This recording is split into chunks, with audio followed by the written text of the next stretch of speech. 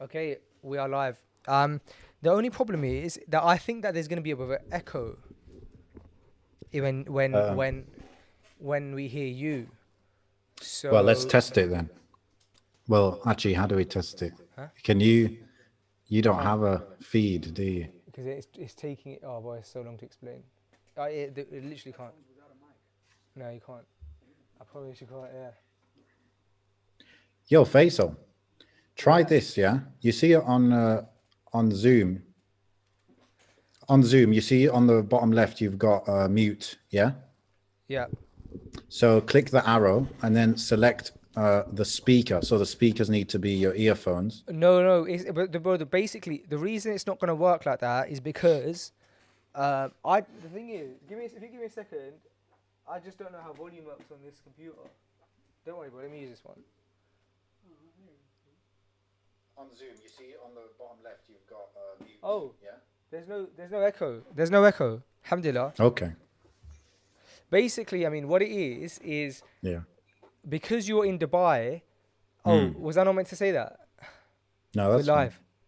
I'm not Is that even in Dubai, so okay? it's Fine. fine. Because you're not in this country, and you don't have access to the software that this software uses. We had to. So basically, for those watching, Assalamu alaikum. Welcome to. Welcome to what I've actually really comedically named it intensive Khayr. Intensive Khayr. Do you know that? Assalamu alaikum, Do you everyone. know who came up with that name? No, go on. Shahid. Shahid, mashallah. Intensive. Oh, like intensive care? Yeah, of course. But Khayr. Okay. Okay. What's So the meaning? so because you're obviously you're in another country basically, and you don't have access to the software. I'm recording my screen.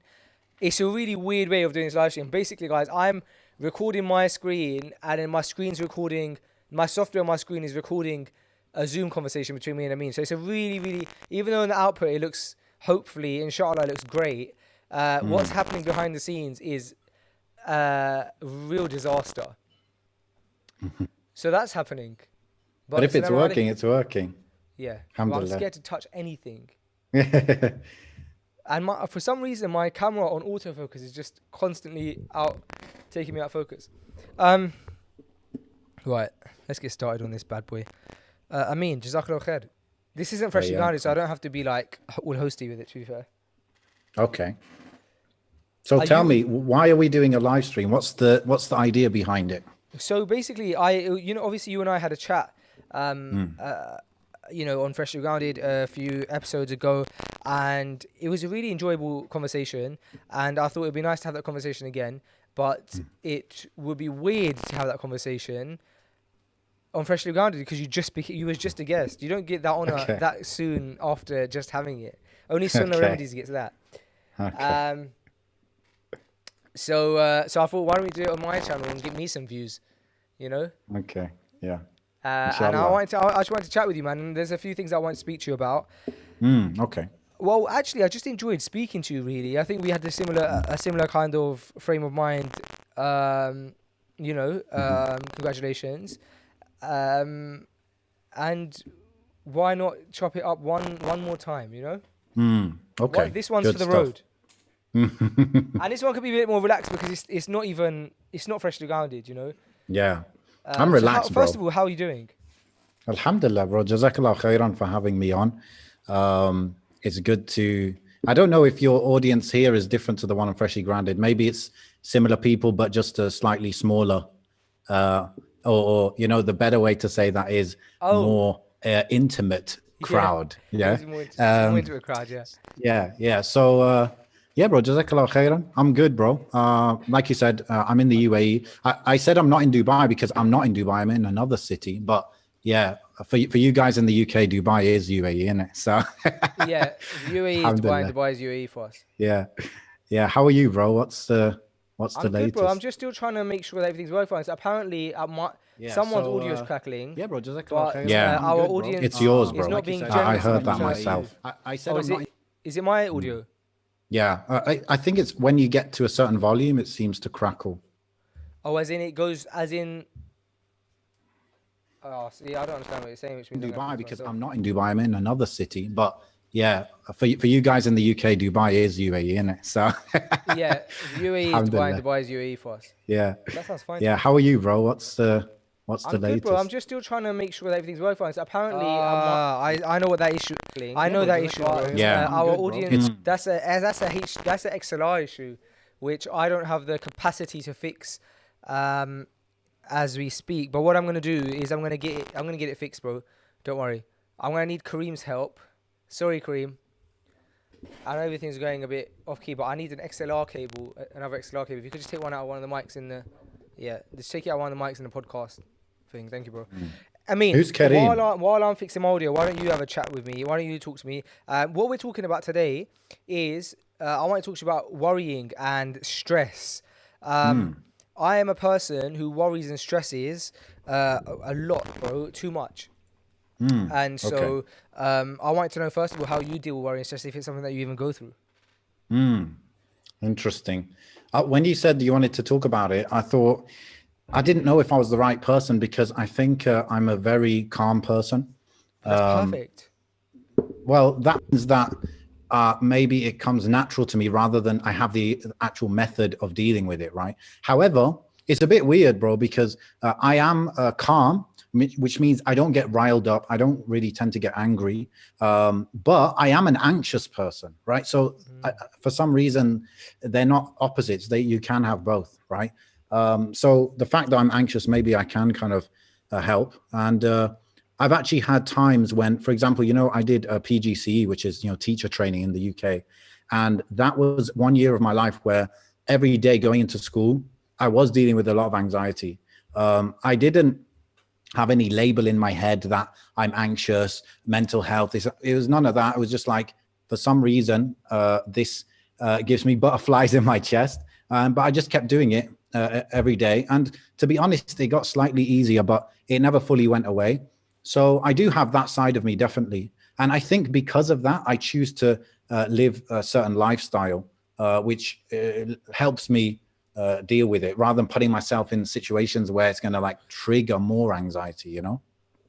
So, bro, first of all, you're gonna have to definitely carry on because you stopped at the time where I'm just about to replace my XLR cable. That was awful. But I actually have a question to trigger it. Um, you said that because of that you live a new a lifestyle. Yeah. So, are you Yeah. saying it was that strong of a feeling that it made you alter the way you live your life? Yeah, definitely. Your face, so we should have definitely done this before we went live. But anyway, I feel like we're wasting people's time, but inshallah, let me fill it up. So yeah, basically what I'm saying is because I know like putting myself in certain situations, such as standing in front of a class of kids every day, because I feel like I can cope with that, but it always be slightly difficult. I decided, for example, okay, I'm not going to go into that career for 10, 20, 30, 40 years of my life. Like instead, I choose to I run a business. I can run it from home. I can run it online. And so I'm basically, it's me and my laptop. So I don't have to deal with that kind of anxiety. So it's about understanding that. It's also about understanding, for example, that I remember Tim Ferriss mentioned that he's also that type of person where he can get anxious quite easily. And so he's decided not to ever trade stocks, like don't own any stocks, because everyone knows that when you own stocks, you tend to check it multiple times a day. You get anxious. Oh, my stocks are down for the day. Oh, let me sell. Oh, you panic and you're always thinking about that. So you kind of have to engineer these things, I think, into the way you live and into those like macro decisions, like I'm going to do this career, I'm not going to do this career. Like I kind of try to make those macro decisions that fit in with my general personality, like wherever possible. Yani. So, when I was thinking about worry and stress, today in order to like talk about this live stream. By the way, those watching, if you could let me know if my audio is fine, or maybe is my audio fine now? No. No. Still crackling. Yeah. Really? Yeah. Oh man. It's not constant though. But... You're having a laugh. That is a bit of a palaver. It's Oh, not too bad. You know what, bro? I've got a solution. We're never gonna get anywhere. I feel so sorry for the people listening. Um, when I was thinking about, look what I've just pulled out of my drawer, an extra, an extra microphone. This might fix the problem.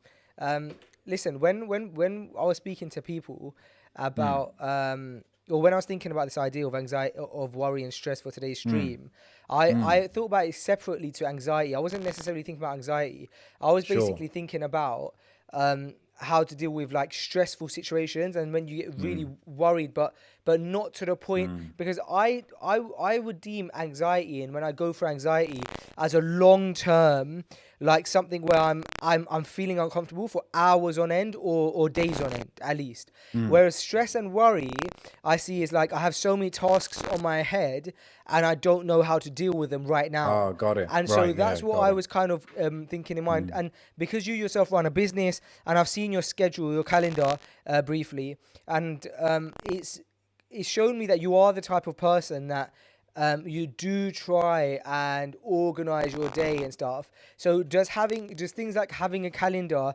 help you to worry less and manage your tasks? And also, how do you mm. manage your tasks? Yeah, yeah. Okay. That's a And that's different Kareem. If topic. you You're want to right. give him a salam in the background, blurry Kareem. Can you hear me? Yeah, Kareem, salam alaikum. Yo, Kareem, I think I heard his voice before we went live, and his accent is not a British accent, is he's it? Spanish. Kareem Spanish.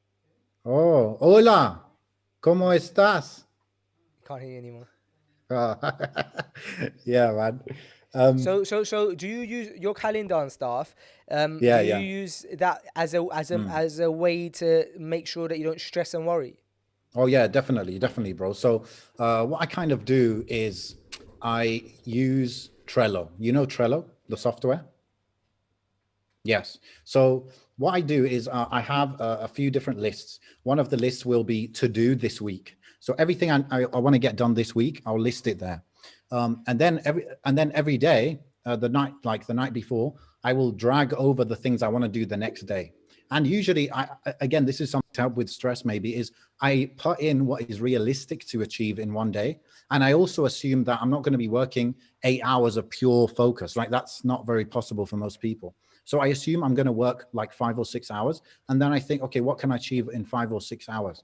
I only drag that stuff across to what I'm going to do the next day. So when I wake up, I don't have to think about what I'm going to do. It's already there listed. And it's also a reasonable amount of stuff that I'm going to do, right?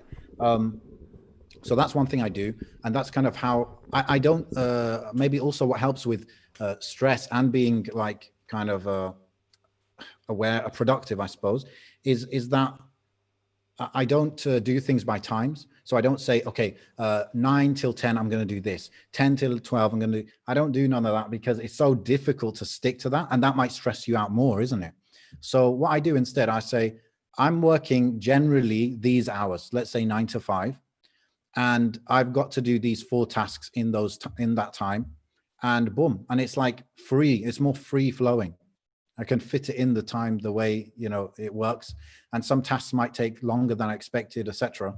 But I think that way it doesn't stress me out. Then I just use calendar. You saw my calendar. I just use that generally for reminders. So I know I have this meeting, and also because my schedule is open for people to book calls with me, it stops them booking where I'm busy, right? But I don't like look at calendar in that way where it's like, oh, 9 to 10 this, 10 to 11 this. I don't really do that. I just use it's called Kanban system, bro, which is like a Japanese, I guess, called a productivity system. I think Toyota developed it. And basically, it's just lists of tasks. And you break it down by this week, I do this. And today, I'm doing this. And right now, I'm just working on this. And then you move it left to right, if you get what I mean. Yeah, like almost like a what you see is what you get editor. Yeah, you could say that. Yeah, yeah. And the original way that they used this was with sticky notes. So they used to put sticky notes of every task on the wall. And also seeing it there, if you see, for example, 3 or 4 tasks for that day, it doesn't feel intimidating versus not being very clear what you have to do that day. It's all just cloudy in your head, isn't it? So yeah, it is what you see is what you get. I've got to do these 4 tasks today, and I've got the whole day to do it, and boom. Yeah, so I'm a type of person who worries a lot and stresses a lot, especially when I've got a lot of tasks and stuff. And I'm also someone who is who habitually talks about books that he hasn't finished reading yet. And so I'll carry on by saying that I have started a book called How to Stop Worrying and Start Living by Dale Oh, Carnegie. It was a recommendation. Have you read that book or listened to it? perhaps. Can't remember now.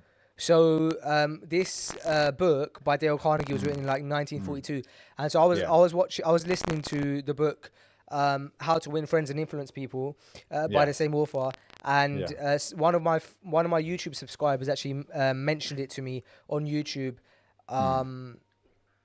literally like in one of my most recent videos in a comment, and so I Yeah. downloaded it and I've started listening to it, and bro, already I'm blown away. But some of the things that Dale Carnegie mentions to do with worry and stress include the fact that, first of all, as humans, we have to understand that there's a lot of diseases and illnesses that come from worrying. And this includes true. like heart diseases, stomach ulcers, Yeah, for sure. and I think he had even mentioned that at that time it was about 50% of the diseases that people would go to hospital for were actually related to worry and stress. And so one of the techniques, which is amazing, is that he mentioned is just to remind yourself about that and think, this is not worth me getting ill over. And that has really helped me, that alone. So there's four kind of recommendations that he's given so far in this book up to where I've read, and I'll explain all four. But the one has seemed to impacted me the most. Like when I'm really stressed and worried, as I was like an hour before this live stream, because I had quite a few tasks to do. The thing that like kind of got me out of that frame of mind was remembering that I'm literally, every time I'm worrying and stressing, I'm eventually going to worry myself into a disease, and no disease is worth me worrying. No task is worth me getting a disease, right? No task is worth that. And when you look at it like that, all of a sudden the tasks look so minuscule. And and so I'll give each point kind of as I go through them, but as I still continue to try and fix my technology, I'll ask you, Ameen, that have you ever considered that the fact that worrying and stress can lead to illnesses, and therefore to like not stress because of that reason? Yeah, definitely, man. I've seen it in people I know. It's weird talking to you, but you're not there. But anyway, I'm talking to the audience. Yeah, man, I've seen it. I've seen people who literally, basically, I've got a good friend who is a psychiatrist, okay? And he actually talked about how stress, or he called it a trauma event, right? Which can be a time when, for example, you lose a loved one or a car crash or something like this. It can trigger a trauma, which triggers like, feeling stress or anxious in your head. But that can actually turn into a what's more of a physical illness, such as stomach problems and those kind of things, right? Or heart related problems. And that then makes you more stressed and becomes like a snowball effect. So yeah, I've definitely seen that, man. And you're right. Generally, it's not worth it. And the thing is interesting is that stressing about something I see you trying to conversate. I see you trying to concentrate while I'm having all of these issues. I'm not looking at the screen, so I don't. But I was going to say, stressing actually makes you less likely to complete the task in a good way, isn't it? Yeah, that's true. So it doesn't actually do you any good. In fact, when you're relaxed, you're going to do better. So that's another thing to keep in mind, I guess, isn't it? Like, why am I getting stressed? Because I want to do it well, or I want to get it done. Well, if I do want to do that, then I need to learn to relax. No, do you know what, bro? This is absolutely turning into a palaver because I can't even. This is what happens when we jump on so late. Look at me. Can you see me? You're blurry. Nobody can see me because I'm so blurred. And I really want to give the second point. All right. I can't speak. All right. Do you know what, bro? Let me do this. Don't you just need to turn the camera more towards your face so it focus on your face? No, I can't do that because the reason I can't do that is because we're recording the screen. Yeah, that's why it's all being a bit all over the place, to be honest. But maybe what I can do is try and focus it in. And guess what? Now Kareem's left, so now it's literally just me here trying to fix this. Okay. Oh, Can you see how much of a drama? yeah. Oh, there you go. Oh, Alright, I'm working on it, bro. I think. looks better. There you go. Yes. Alright, Yeah. I think I fixed it. Yeah. You know what, And Faisal? If you want to be less stressed, you need to become more organized. how's my audio? Is it still crackling? It seems all right, actually. Alright, let me give you point number 2 then, because we're not getting anywhere with this. With this technology. Point number 2, Ameen, and I'm gonna stick here now. I think I can see that I'm okay. I've gone back into blurry. Point number 2 is he said that an army doctor gave some advice, right? And he said that when a person wakes up and they have so many tasks to do, they should see their day like an egg timer. And if you see an egg timer, at the top it has so much sand, and by the end of it, it has to get all of that sand to the bottom. But the only way it's going to work is if each grain of sand individually goes through the very small neck of the egg timer.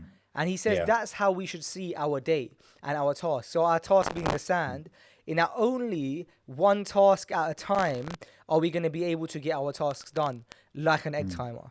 And so the point is to focus on each individual task, and on a macro to focus on each individual day. Don't look at yesterday because it's happened, and don't look at tomorrow because it hasn't happened yet. Focus on today and use that kind of egg timer mentality. Yeah. To add to that, actually, Faisal, that's where like planning out. If you plan your week at the beginning of the week, you plan out your whole week, so you know all the tasks you need to do. Then, like you're prepared. Like nothing, hopefully, is gonna like come out of nowhere and surprise you. And you know how to pace yourself. So you know if you need to do 3 tasks per day or you need to do 5 per day. You already know. And then it's like I said, you just drag in like 3 tasks for that one day, and then you just go through them one at a time, kind of thing. It makes a big difference, I think. I agree.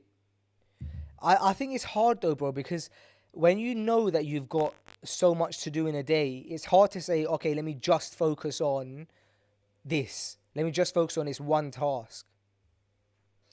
I think that's just a discipline thing, to be honest. Like, obviously, you've got to know. So let's say you first phase, I think we need to get clear on what we're doing that day, right? So let's say there's 4 tasks for that day, right? Then it's about picking one and only allowing yourself to work on that one until it's done. Now, that is not easy, right? It can be difficult, especially this day and age. I think we have a lot of distraction. We have a lot of, basically, we're addicted to dopamine, isn't it? It's just like, let me do whatever stimulates my brain at this time. But that's different to being, it's hard, but it's simple. Okay. So it's just about developing the discipline to like focus on one task at a time. And that comes with habit and practice, I think. Sometimes what I can do is when I have like a few tasks to do, I'll tell myself, do you know what, I'm going to focus on this one task right now until this task's done. And then after maybe like a few hours, that task has not been done to a sufficient standard or to a standard that I was expecting to be done by that time. And I get so frustrated that I'll then move on to the next task.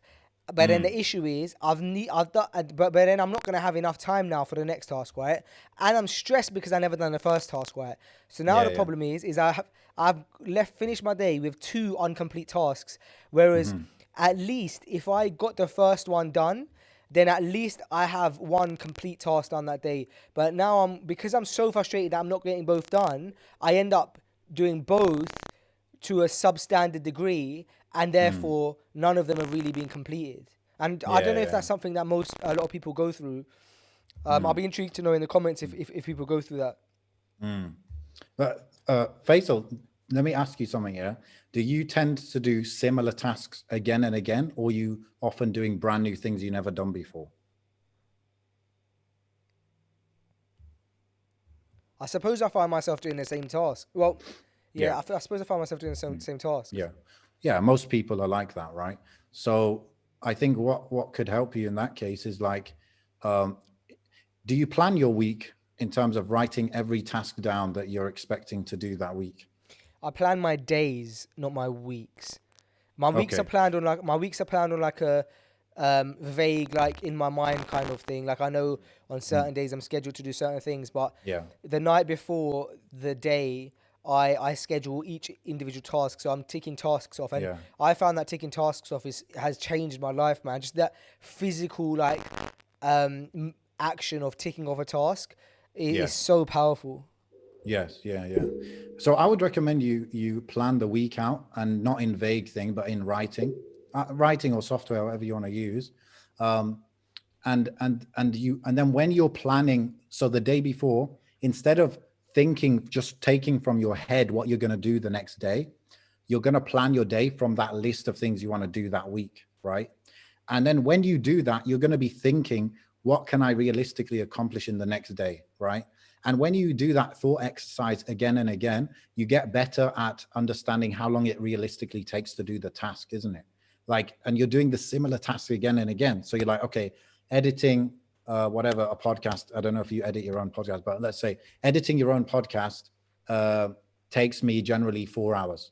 So I'm going to do that on Wednesday and a smaller task, right? And that's realistic for that day. So you get better at understanding realistically how long it's going to take you. And then ultimately, what you end up with, inshallah, over time and understanding better how long it's going to take you, is that you get more satisfaction because everything that is on your to do for that day gets done. And that, I feel, at the beginning stages, that is more important than actually getting a lot done, is just getting what you planned to do done, because it gives you that momentum and that satisfaction. And that's very important for your kind of motivation and therefore discipline. Okay, so let's move on to the next point that I picked up on in this book. So we've said the egg timer, and we've said kind of remembering that on the macro, worrying and stress leads to or can lead to diseases, and many diseases have formed from worry and stress. So another point that was mentioned by Dale Carnegie so far in this book is trying to remember it now. I'm surprised you could memorize them all. Yeah, but now I've gone and forgotten it, ain't I? So there was okay, yeah, this is a really good one. I mean, man. So he said, one of the things that worry hates is facts, right? One of the things that worry hates is facts. Yeah. Because facts defeat worry a lot of the time. Much of the time, facts defeat worry. So if a person tells himself or herself all of the facts of a situation, often you'll find that they stop worrying. And so the tip that he gives is to sit down and give yourself all of the facts of the situation that you're worrying about. And what you'll find 9 times out of 10 is that you end up fact checking yourself out of worrying. So you go, I'm stressed because I have to get to this person's house at this time and I'm already running late and they're going to be there. And when you say, all right, let me just tell myself all the facts. Factually, I'm done here now, so I can make my way there now. I'm only going to be 10 minutes late. If I'm there 10 minutes late, it's completely not the end of the world, because there's always going to be kind of, people expect that someone's going to be kind of 15 minutes here or there. So when you start telling yourself the facts, all of a sudden your logic has defeated the worry. Yeah, definitely. Have you heard of fear setting? No. So this is like a kind of a technique that Tim Ferriss made up. It's in his first book, 4 Hour Work Week. And basically it's where, when you're worried, like you're talking about, it's kind of like fact checking. You write down your worry and what you're worried about, and you write down like the worst case scenario, like what is the worst thing that could happen. And he said that alone usually makes you feel better about it, because you realize the worst case realistic scenario is not that bad. But then also, to help you further reduce your stress and worry, you write down what you're going to do to reduce the risk of that worst case scenario happening. And basically just like writing those three things down. I've done that definitely a couple of times in my life, and definitely it helped. That's powerful, man. So the actual fourth point and the final point that I've got to so far in this book is exactly what you just mentioned. He says, tell yourself the worst case scenario, and like you said, you figure out a few things. A, that is very unlikely, but B, what would you do if the worst case scenario happens? And again, it's not really the end of the world. So if, for example, worst case scenario is I want to build this new set, right? There's this new thing that we're working on, Freshly Grounded, and I've got to build this set. And to be honest, I was planning to have the set built by today, and it's not. And that's one of the things I was stressed about before this live stream. I was thinking, why have I decided to do a live stream when I've still got to build this set? And then I realized that now I've committed to this live stream, which I was really looking forward to before all of the technical issues happened. What can I now do? What is the worst case scenario? And worst case scenario, really, I mean, do you know what? I keep always calling you Noor because, as you know, we have a friend called Noor, and Allahumma barik, you two have such similar demeanor, which is like very like calming, very intelligent. So Allahumma barik. So when I do that, I promise it is a compliment, but I it's equally rude. So forgive me. I told myself that worst case scenario is that this set doesn't get built for a few days. And if we look at a really unrealistic worst case scenario, it doesn't get built for a few weeks. But guess what? I have nothing planned to film inside that set for the next few weeks anyway, because we wanted to build the set first, and we got a whole bunch of other stuff we want to do before filming. So it's actually so fine. And definitely over the next few weeks, I'm going to get 3 hours in. I'm going to get 3 spare hours to finish off the set. So it's really not that bad. And that, again, yeah, really helped. Very good. Do you use that technique much? Thinking of the worst case scenario, I guess I do. I kind of in an automatic way, I think, because like I said, I think I'm quite relaxed person. So in a way, I just do that always. Like, oh, it's not that bad, right? But it can be bad because if I guess if you take it too far, where it's like nothing matters, right? But definitely, most of us could benefit from that, isn't it? Yeah, I know somebody who I was kind of advising this to, right? And he said that for him that doesn't work, because for him, worst case scenario, like, will let his brain go too deep into what could be the worst thing that could happen. And I think for a person like that, I think that comes down to like understanding what your mind's like, how you are as a person. Because for some people, and for most people, it might kind of I suppose like deter us from like stressing, whereas for other people it could make them stress more. Yeah. What about like we mentioned these points from Dale Carnegie, right? And I think they're all like effective. I'm just thinking, like, what does Islam have for us in terms of like dealing with stress? Because if we think of, for example, the concept of what's the worst that could happen, I don't know if I could think of anything like that that's been given to us from the Prophet ﷺ or in the Quran. But About what? About worrying and stress? no, not that broad topic. Obviously, there is a lot about that, but in terms of thinking of the worst case scenario, I don't think there is anything. There is the concept of qadr, and that if something doesn't happen, if your set doesn't get built on time, then it's written that it wasn't going to get built on time. There is that concept for sure. Yeah, nothing really springs to my mind either. But I remembered when you told me about worry and stress, there was a blog post I wrote many years ago, and there are a few good points there in terms of feeling overwhelmed, feeling stressed, and it was more in the broader context of like, when we look at the world around us, things seem very chaotic and like things are not going very well at all. And the first point I mentioned was to be aware of what to expect in life. Okay. So like, let me just actually bring it up. So I said the first point was set your expectations correctly. Okay. So Allah says, for example, وَلَنَبْلُوَنَّكُمْ بِشَيْءٍ مِّنَ الْخَوْفِ وَالْجُوعِ وَنَقْصٍ مِّنَ الْأَمْوَالِ وَالْأَنفُسِ وَالثَّمَرَاتِ وَبَشِّرِ الصَّابِرِينَ. And we will surely test you with something of fear and hunger and a loss of wealth and lives and fruits, but give good tidings to the patient ones, right?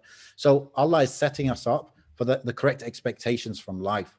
And when you go through life thinking that I'm here as a slave and Allah can do as He wishes to me, and Allah can write what He wishes to write for me, and the fact that He's so merciful, it puts you in the right state of mind, like what to expect, that things are not going to go always perfectly, and you kind of, I guess it sets you up with the right expectations that if your day doesn't go perfectly, if your year doesn't go perfectly, well, Allah kind of told you to expect that, right? So that was like the first point. And we know that Allah has told us many times about this in terms of warning us of what to expect in the dunya, right? But then when He tells you of the akhirah, He tells you, well, the mu'mineen, you can expect amazing things, right? The next thing, Faisal, is the hadith that changed my life, right? And I remember reading, it was a small booklet about this hadith, and it was the first time I came across it. And I still feel like years later now, it's not like a very common hadith that's everyone kind of knows, but you tell me. And it is the hadith where the Prophet ﷺ said it's a hadith Qudsi, right? So it's directly from Allah, where the Prophet ﷺ, he said, قال Allah, أنا عند ظن عبدي بي. I am as my slave thinks of me or expects of me. Yeah. Do you know this hadith, Faisal? And do you feel like it's like common knowledge these days? Bro, subhanallah, that hadith has single-handedly affected me positively in such a big way that when you said the hadith, it hit me by surprise that you said that, because I thought I was the only one. There's been times, bro, where I've been so anxious, so not worried and stressed now, anxious, right? And remember on Freshly Grinded podcast when I told you about that time I was anxious when you and I had met, and bro, that hadith was what got me out of it. The hadith. Someone said to me at that time, what is it that generally helps you when you feel anxious? And I said, well, I guess in the past, what's helped me is understanding that Allah is how we think of Him. And so I realized that if I think of Allah as my friend, as someone who wants to help me, protect me, and doesn't want to disgrace me, all of a sudden I started feeling better. And then they said to me, well, that's true. SubhanAllah, what an amazing thing to think of Allah. All of a sudden, bro, I started feeling better. Go on, I want to hear your point on that hadith. Yeah, bro. I came across this when I think I was like, I had moved back to the UK. I was studying, and I was doing like master's degree, right? So it was very difficult and stressful. And my timetable was just full. And I guess you could say, I don't want to use the word depression because I wasn't diagnosed, and it was just difficult time, let's say, yeah. So it was a difficult time, and that was when I found this hadith, bro. So I just started, no matter what the reality in front of my eyes seemed to be, I always expected the best, right? So if something negative had happened, let's say I failed an exam, I expected that because I failed that exam, a better good thing was going to come out of it. It's just like I started applying it everywhere, and it just like, no matter like how bad my situation seemed to be, I just removed like that from my life by just assuming everything is good. Everything is good. It was kind of crazy, but definitely a life-changing hadith. But I don't know if it's like that common knowledge, this hadith. What do you think from the people you know and stuff? I think so, bro, because I don't know. I think I vaguely remember hearing it early on when I started kind of like being more intrigued about my faith.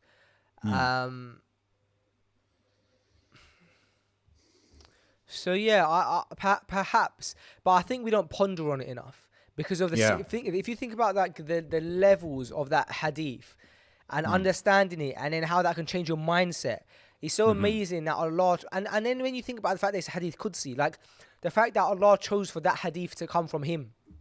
You know what I mean, bro? Like it probably shows how powerful. Not that the other hadith are not powerful, but how powerful is that came from directly from Allah, and then how it affects us in our mind, bro. Like it genuinely helps me every time I think about things that start worrying me. I think Yeah. Well, who is in control of everything? Allah. Mm. Okay. And what does Allah wanna? How is Allah? Well, Allah is how I think of him. And if I think of him as good, as my helper, well, Yes. all of a sudden everything's Yeah. changed. Yes. And that's why, yeah, you just need, I guess you need to get in the habit of applying it, isn't it? That's really where you get the benefit from it, of always having it in mind. And that's why, you find some people, I don't know if you know people like this, but sometimes they're just so positive, and they're, every time they say something, this happened, good or bad, they just say, Allah Kareem, Allah's generous, Allah's kind. And just saying that and reminding, it's like you're actually kind of programming yourself, isn't it, into how you want to think. So that was like the second point I wrote here. The third point was, I wrote, buy some glasses. Okay. And what this is like having an akhirah view of everything. So this is really what I feel like when you read the Quran, it's like one of the key messages is that you need to see the world as just a tool to get to the akhirah, right? It's like to use it, right? Mata'. That's Allah described it as mata'. So it's like you need to actually put the glasses on that allow you to see the akhirah. And imagine this like when you're eating, let's say you have a meal and you're going to eat it, saying like dunya glasses would tell you it's a delicious meal, let me eat it, let me enjoy it. Akhirah glasses would make you think like, okay, this is a chance for me to enjoy the blessings of Allah, so I can thank Allah, so I can get reward, so I can go to Jannah, right? So it's about everything in your day, just seeing it through the akhirah lenses. And that's really what it's really what Allah wants us to do, is to actually change our mindset for everything to be akhirah vision, basically. Wow. We want to put the akhirah vision glasses on.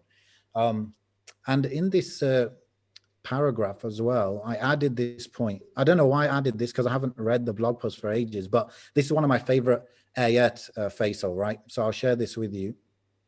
Allah says in Surah Al-Imran, He says, وَلَا تَهِنُوا وَلَا تَحْزَنُوا وَأَنْتُمُ الْأَعْلَوْنَ إِن كُنتُم مُؤْمِنِينَ. So do not be weak and do not be sad, and you will be superior, or you have the upper hand if you are true believers, right? And the interesting thing about this, Faisal, is Allah is actually commanding us. Arabic or English? In English.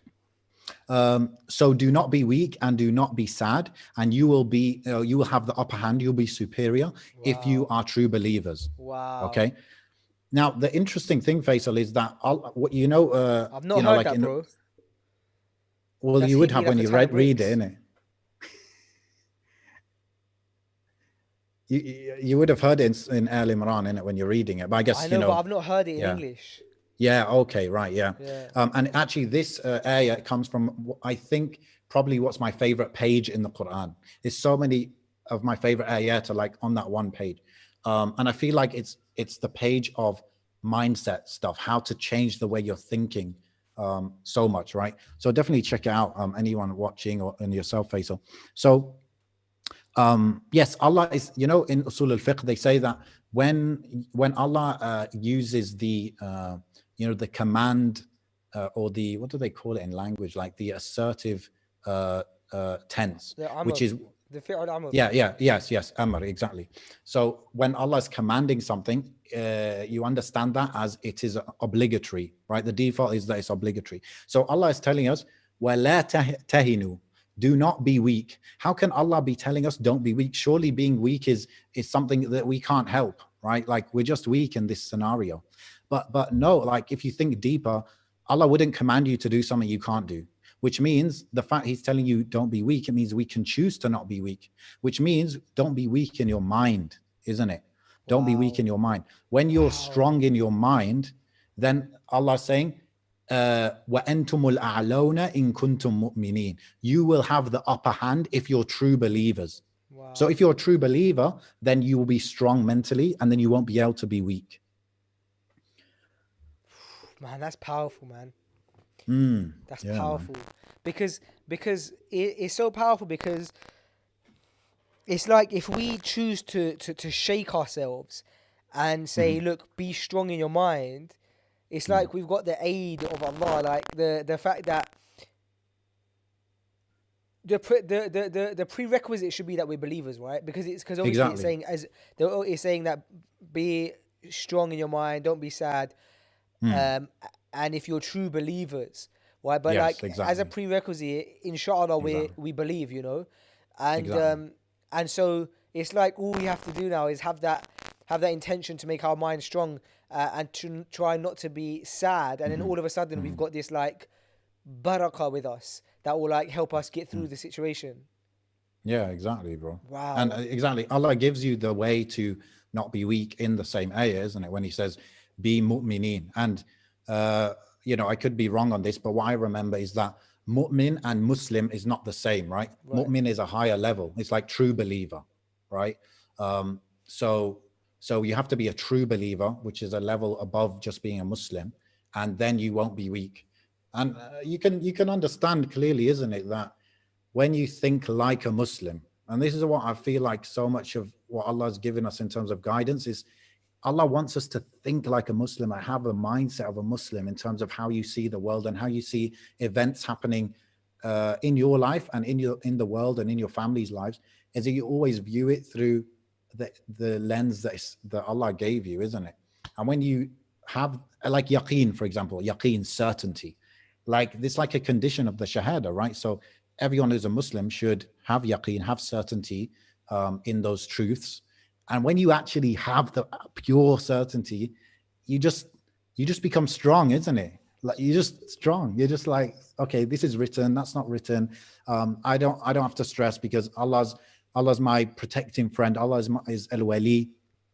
Allah is wali alladhina amanu. He takes them out of the darkness into the light. Yeah. When you're going through your day and you're thinking this, you're just like unstoppable in a way, isn't it? Because everything's positive. Yeah, but I suppose the hard thing is like allowing yourself to think like that at the time when Mm. you're going through it. But Yeah. I was speaking to the brothers in the office the other day, and I was saying that, subhanallah, some of us, or maybe all of us, might be going through, might be fine right now, alhamdulillah, Mm. right? Like just Mm. the things that are going around on around us, we're okay. Mm. But eh, because we know the nature of the dunya, a test will be around the corner. If you're not being Mm. tested now, there'll be one around the corner. Mm. And so, how do you prepare for a test that you don't know is coming? And Yeah. I suppose this is the same thing. Like, we're saying, how do you deal with worry by remembering Allah and by trying to be strong in your brain at a time when you're going through the stress? Because when you're going through Mm. the stress, as you mentioned earlier, I mean, you can't think straight, right? You can't Mm. get the task done. And so I Mm. suppose it sounds like the solution is prepare yourself for that battle when you're not going Mm. through it, so that when you go Yeah. through it, you've got the armor, and that armor is building that strength mentally when you're fine. Yeah. And that's so Yeah. often when like you hear the shuyukh speak about like people who call upon Allah when they're going through a rough time, right? Mm. And then when things are fine and dandy, they don't. Mm-hmm. And I suppose like what you can take from that is if you were to call upon Allah and be grateful to Him when things were fine, um, perhaps it would be a lot easier, because you'd have that kind of setup for when we go through a test. It's amazing, man. Yeah. Yeah. You know what? I don't know if this is like a quick and fast rule. Is it quick and fast, hard and fast rule? I don't know. But what I found really, Faisal, is like I gain the, only able to take on some of these mindset kind of thinking the way Allah wants me to think when I'm seeking knowledge, that's really what I found like allowed me to like digest it and take it in. Without that, I don't know. Because when you study, right, you're kind of going over certain things again and again sometimes, and that's what solidifies it in your mind. And then hopefully you're implementing, new acts of worship as well. And then those two things come together to kind of really help you out. Do you think? What do you think about a person who would say, but naturally I just am like when we first started the conversation, you said naturally I just am a person who's calmer, and so Hmm. maybe I'm not the best person for this topic. And Yes. I said to you on the contrary, naturally I'm a person who worries and stresses, right? Hmm. What would you say to a person who would say, look, all this advice is all fair and well, but I'm just naturally a person who my test is that I stress, and my test is that I get worried, maybe I just can't change. Yeah, I mean, maybe you can't change, but maybe you can, and you don't know unless you try, isn't it? I think we do have certain dispositions. Like I can't deny the fact that I'm calm because I get angry like once a year, and I know that's not because I've been Oh, working on it, right? subhanallah. I know it's not because I've been working on it. It's just like that, right? But what I think we can do is if we get angry easily, maybe that's something we naturally, we are that way. We can go from a 7 out of 10 getting angry to a 5 out of 10 or 4 out of 10 with effort and with tezkiah, really. So Yeah, I think you can move the needle. Like maybe you'll never reach the 2 out of 10, but you can reduce it, isn't it? And that's kind of, I guess, what Allah's asking of us is to always work on ourselves. yeah. Another thing I think is powerful is that being someone who can get stressed, I I I hate the feeling after, right? It's like it releases like the worst endorphins. So I could get stressed and then remind myself, okay, look, you're stressed right now. You need to stop and go through the steps that we mentioned, the practical steps that we mentioned. But then what will happen is I still feel rubbish because I'm like, man, why did I get stressed? Man, why did I get worried? Why did I let that get to me that much? And then that is sometimes harder to brush off than the stress itself, because you think, well, I let myself down, and it's like a feeling of regret because you feel like you failed that time, and that feeling Right. of regret can be like an added. You can sometimes stress over the fact that you got stressed. And I know I've been in that position, and so you're right. Like training yourself to eventually get to the point where you don't is best case scenario, because then what happens is you don't regret even getting stressed, which is another thing that I think people forget that happens. Yeah. But I feel like that kind of compounds the problem, isn't it? When you get stressed about the fact that you got stressed and you regret it. Like I'm conflicted on this, to be honest, because I know like when it comes to like sinning and stuff, you're supposed to have proper regret and you're supposed to like feel bad about it. And I think some of the, the pious people of the past, there are mentions of them being regretful of an action years down the line, right? But as for myself, the fact that I forgive myself quite easily, I feel has helped me to move on and to improve myself rather than dwelling on, oh, that was so messed up. So I feel like it helps me, but at the same time, I understand how having regret, especially when it comes to sins, definitely is a good thing. So I'm kind of conflicted on it. Okay, so let's put sins to the side for a second, because we like there's unanimous agreement that feeling regret upon sin is a good thing. So when you say you forgive yourself for messing up that on things that are not necessarily like clear sin, like stressing, worrying, or how you emotionally reacted to a situation, how do you forgive yourself? How do you go about? How does one go about framing their mind in a way where they can forgive themselves and move on? And that's something that I think that I could really do with that kind of practical advice. Yeah. Again, I do think that's something that has come to me naturally. So it's hard for me to translate that to what you should do. But one thing that I think helps me justify forgiving myself is that I have absolute certainty in my mind that forgiving myself will actually help me improve on this behavior that I'm trying to develop, right? That me knowing that in my mind very, very clearly, it's like 100% fact. If I beat myself up over whatever, eating that donut, I'm actually more likely to eat another donut. But if I forgive myself and I forgive myself, I move on and I just focus on the habit at hand, then that will actually get me to success. So I think that's the main thing I could maybe potentially say is like knowing for a fact that forgiving yourself will help you develop the habit or the behavior you're trying to do. It will definitely help you more than stressing over it and having regret over it. I think that's such a And good also, point. bro, it's like, let's be real. Humans kind of suck at developing habits, changing behaviors. Like we're really bad at it. It's very difficult. So you have to understand the beast that you're up against. And that allows you to forgive yourself as well. Like how many people think of this? Yeah, this is a deep one. How many, let's even look at Muslims. How many Muslims let's say the average Muslim, we have like 10 traits, personality traits that are very bad. Yeah. By the time we die, how many of those would we have worked on and removed from our personality? Like the average one. How many? Would we have removed one maybe?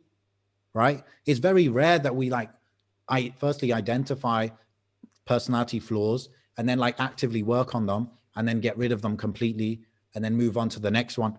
That's extremely rare. So the fact that you're working on it in the first place, you got to give yourself a bit of credit for that. You got to understand how difficult it is, but you're going to do it and you're going to work, right? But it's something difficult.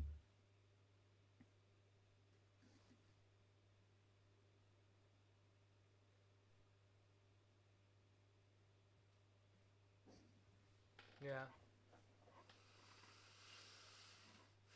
Yeah, I think that there's a big element of like, you know how the scholars, when they talk about Islam and how you should view Allah, they talk about viewing Allah with hope and fear, and there's different types of people, right? And when the shuyukh, they advise people privately, when they're like just having a consultation with someone, they understand their problem, they're able to on a larger scale, no, sorry, not on a large scale, on a more specific basis, they're able to explain to a person, you need to have more hope or you need to have more fear. And you know, I've been blessed enough to be around you know, some great teachers who themselves have had conversations like that with me, where they've said, you know, either you need to have a bit more hope in Allah, you need to have a bit more fear in Allah. And you know, the fact that a lot of times when we see classes online and stuff, we only see we see a teacher giving general advice, and when they give general advice, all they can really say is a person Yeah. should have a balance between hope and fear. But sometimes you think, but what should I have though? Because maybe Yes. I'm naturally inclined to be a person who has a bit more hope, and therefore I need to actually increase my fear. And I think if we now relate that to what you're talking about, of like forgiving yourself and thinking good of yourself, I think that we can all do with looking inwards at ourselves and saying, am I a person who thinks too good of himself and therefore I need to be a bit more realistic with myself? Or am I a person that thinks a bit too negatively, who holds on to his flaws too much, who's gets stressed over the fact that he gets stressed, and therefore I actually need to like myself a bit more. I need to forgive myself a bit more and say, you Yeah. know what, Faisal, you're all right, man. You're doing all right. You know, it was a like a hurdle that we didn't necessarily manage to jump over, but there's many more to come, and unless we pick ourselves back up, you know, we're not going to be able to get to them. And would you agree with that? Would you agree that it's like an individual basis, like we need to look at ourselves and really analyze ourselves and think, am I a person who needs to be more forgiving of myself, or am I a person who needs to be a bit more harsh on myself? Yeah. I think that helped me a lot in terms of, I guess, spending way too many empty hours thinking has helped me understand myself a bit. And that's, I think, the gateway to improving yourself is understanding yourself. So I would agree with you, bro. Like, it's about understanding what you specifically need. And I think I was thinking as well when you were talking that having teachers and like a murabbi kind of figure in your life is very, very important. Yeah. As well as, you know, how do you judge, am I being too easy on myself or being too hard? How do you judge that? Because if you look at like for example, famous people, right, like celebrities, general pop culture celebrities, you're going to say, I'm being so hard on myself, right? Like they're doing whatever they want, look how good I am compared to them, for example, right? But that's not the bar we should set for ourselves. We should try and have good friends, and a diverse group of good friends, because even within good pious people, some people are going to be more relaxed than others. You know, some people are uptight and some people are relaxed, and you know, you just find that, and both can be pious. So the way you judge if you're being too hard or not hard enough on yourself is spend time with good people, a diverse group of good people, and then you can see where you stand, isn't it, in that group, I think. That's what I would like to find myself, because I don't, I guess, especially these days, of course, don't spend too much time with people in person.